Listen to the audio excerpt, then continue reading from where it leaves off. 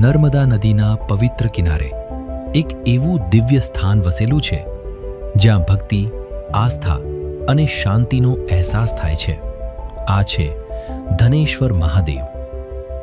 નર્મદા માત્ર એક નદી નથી, પરંતુ માતા સમાન પૂજનીય છે અને અહીં જોડાયેલી છે એક અનોખી આધ્યાત્મિક યાત્રા, નર્મદા પરિક્રમા. એક એવી યાત્રા જેમાં ભક્તો નર્મદા નદીની સંપૂર્ણ પરિક્રમા કરે છે. વર્ષો સુધી ચાલતી આ યાત્રા દરમિયાન ધનેશ્વર મહાદેવ જેવા સ્થળો ભક્તો માટે શાંતિ અને આરામનું કેન્દ્ર બને છે.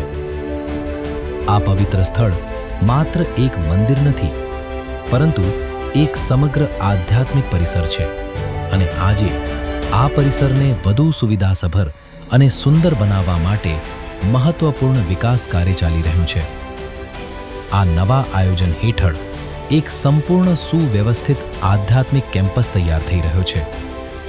સંતો અને યાત્રાળુઓ માટે સંત નિવાસ બનાવવામાં આવી રહ્યો છે, જેમાં લગભગ 150 લોકો માટે સભાખંડ અને 25 લોકો માટે મીટિંગ રૂમની વ્યવસ્થા રહેશે. સાથે સાથે વ્યક્તિગત નિવાસ માટે અલગ રૂમ્સ પણ રહેશે. કેદાર ભવન, જેમાં 8 રૂમ હશે, દરેકમાં 8 લોકો રહી શકે તેવી વ્યવસ્થા. સંત કોટેજ, કુલ 4 કોટેજ, દરેકમાં 8 લોકો માટે આરામદાયક રહેવાની સુવિધા. સરાઈ સેવા માટે 7 નાના સ્ટોલની વ્યવસ્થા. આ કેમ્પસનું મુખ્ય કેન્દ્ર રહેશે ભોજનાલય અને નિવાસ. ભોજનાલયમાં 140 લોકો માટે ડાઇનિંગ હોલ અને 50 લોકો માટે જમીન પર બેસવાની વ્યવસ્થા રહેશે. રસોડું એક સમયે 200 થી 250 લોકો માટે ભોજન તૈયાર કરી શકે તેવી ક્ષમતા ધરાવશે. ઉપરના માળે ડોર્મિટરી રૂમ્સ રહેશે, દરેકમાં 15 લોકો માટે રહેવાની વ્યવસ્થા અને સ્ટાફ માટે અલગ રૂમ્સ, દરેકમાં 4 લોકો માટેની વ્યવસ્થા. પાઠશાળા બ્લોક, જ્યાં 20 થી 25 વિદ્યાર્થીઓ માટે ક્લાસરૂમ્સ હશે અને 8 થી 10 લોકો માટે રહેવાની વ્યવસ્થા પણ રહેશે.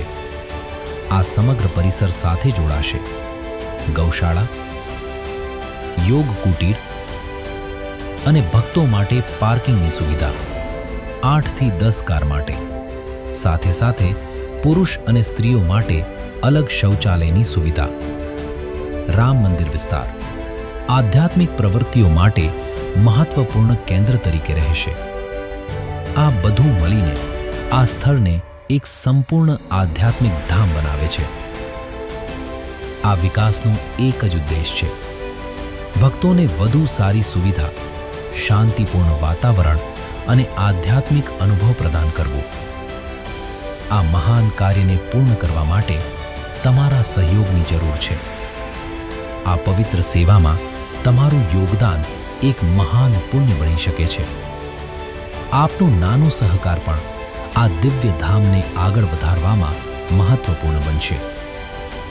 નર્મદા માતાના આશીર્વાદ સાથે અને મહાદેવની કૃપાથી આ પવિત્ર કાર્ય સફળ બને એવી પ્રાર્થના. હર હર મહાદેવ.